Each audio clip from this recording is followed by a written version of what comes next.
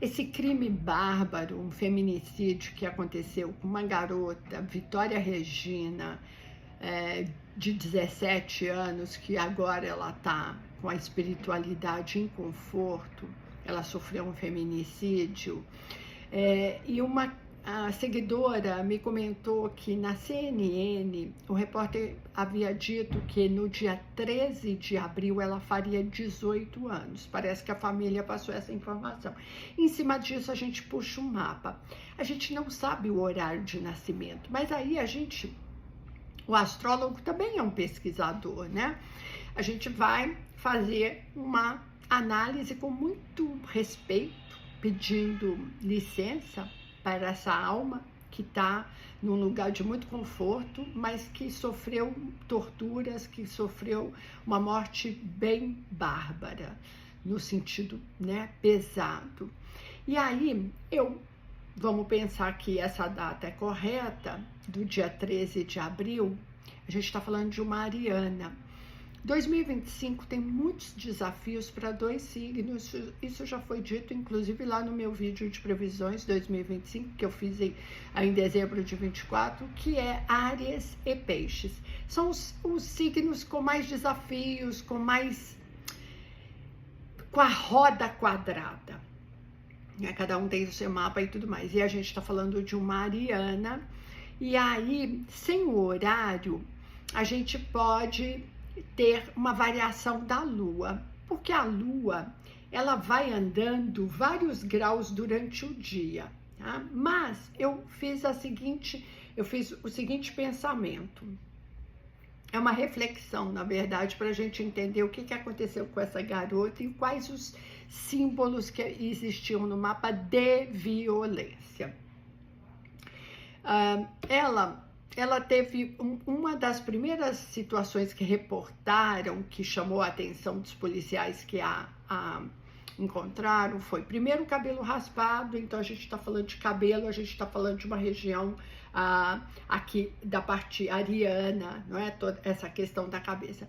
Mas principalmente começaram dizendo que ela havia sido degolada. Depois disseram que na verdade ela tinha um corte quase de ser degolada. Então, quando a gente fala de pescoço, degolar, enforcar, questões com essa região, a gente está falando de touro, e nós estamos falando do grau 26 da estrela maléfica Algol, temida, e então, em cima disso, eu resolvi jogar o ascendente dela para o grau 26 de touro.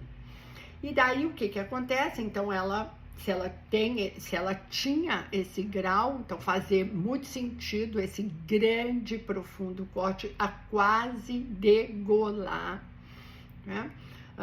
As pessoas que têm algol ali próximo do sol ou do ascendente geralmente têm problemas nessa região, né?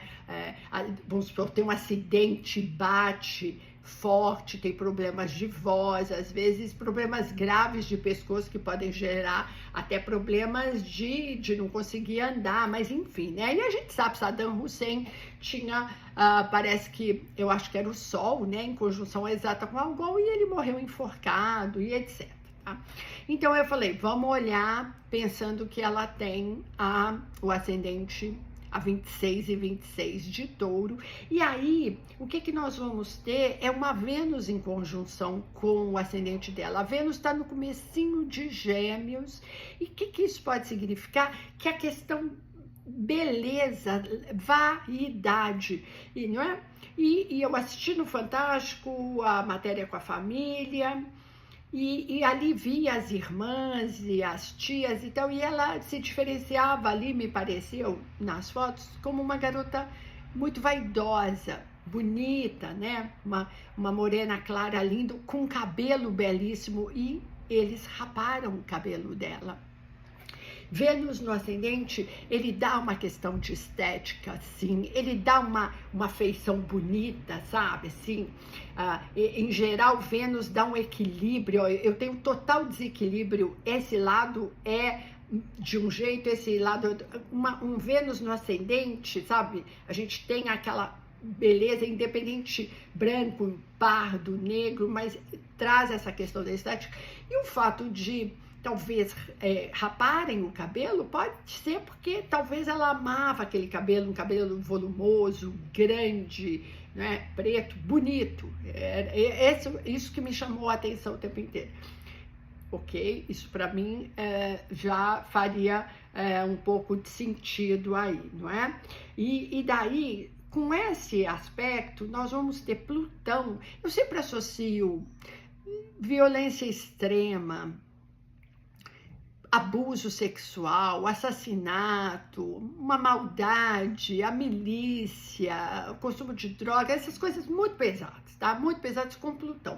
Com todo respeito, que Plutão é maravilhoso, Plutão nos ensina a resignificar, restaurar e renascer. Plutão faz isso nas nossas vidas. Plutão, quando está num aspecto maravilhoso no nosso mapa, trígono ou sexto, ele te, sabe, ele faz aquelas histórias, assim, fortíssimas, né? Vamos supor, uma pessoa passou por uma crise absurda e ali ela mudou tudo e ela virou um palestrante de ensinar como sair de uma profunda crise, às vezes quase morte, para se tornar uma fênix. Plutão é fênix, Plutão rege Escorpião, a gente precisa respeitar Plutão, mas quando Plutão ele está em aspectos tensos ou ele está em casas mais pesadas, Plutão é temido, vamos combinar, tá? Mas isso é técnica e não é aqui num vídeo raso, um vídeo respeitoso pela Vitória Regina, que hoje está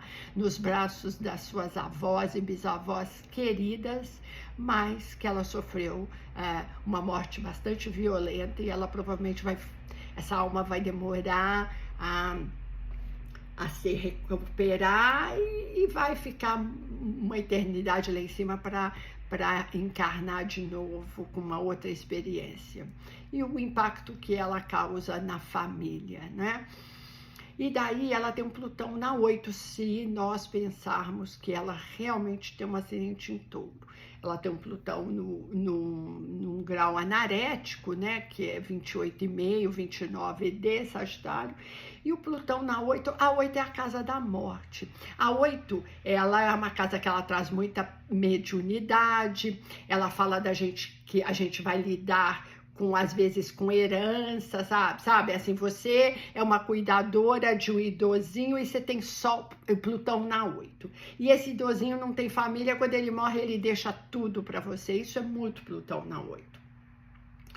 Mas Plutão na 8, às vezes, ele pode falar de uma morte mais violenta, que a casa 8, ela também fala sobre o tipo de morte. Nenhum astrólogo está interessado em olhar quando você vai morrer ou que tipo de morte, vamos combinar. Não, os astrólogos dos reis faziam isso sim, até porque eles precisavam ajudar o rei quando aquele que seria, a partir da passagem do rei, herdaria o trono, às vezes ele é doentinho, então os astrólogos faziam ali os mapas das possibilidades para o rei até abdicar ou passar para outro, enfim. Mas às vezes o rei queria saber realmente quando ele ia morrer.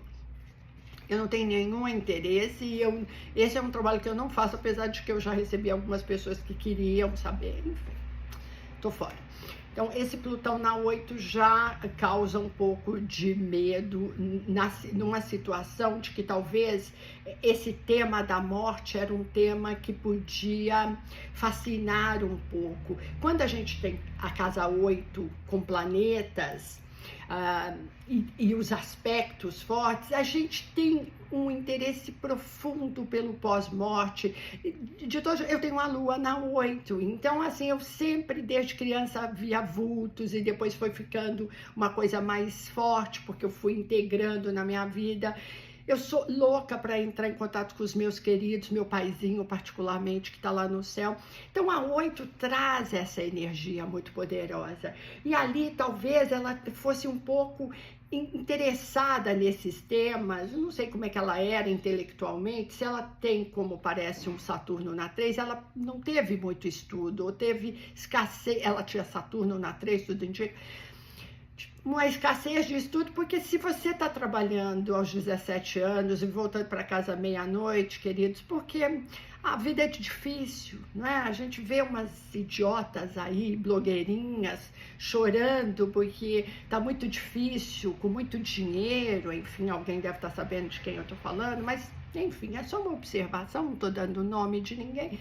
E aí vem uma garota dessa que precisa ajudar numa família com muitos filhos e tal, o pai era motorista de aplicativo, quer dizer, a vida não era fácil dessa garota e nem dessa família. E então, assim, talvez Saturno difícil na 3, né? O pai tem pouquíssimo estudo, porque o pai é o próprio Saturno no nosso mapa, e ela também não teve, talvez, acesso a muito estudo, sabe? Só parar para trabalhar. Então, esse Plutão me causa muito já receio. É claro que, né, eu tenho Lua na 8, mas a gente precisa olhar, não é só o que é o planeta, mas como é que ele faz os aspectos.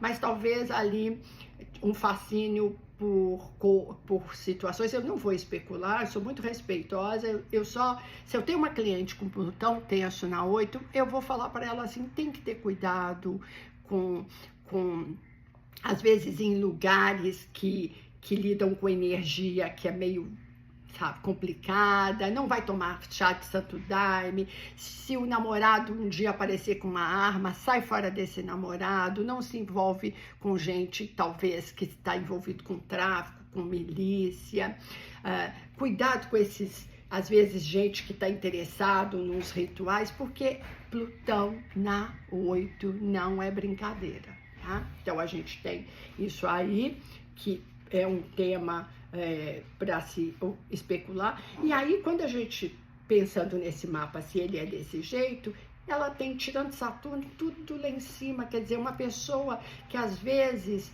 não estava observando símbolos e sinais. Quando o mapa, ele tem, a gente pode, é uma pizza, né?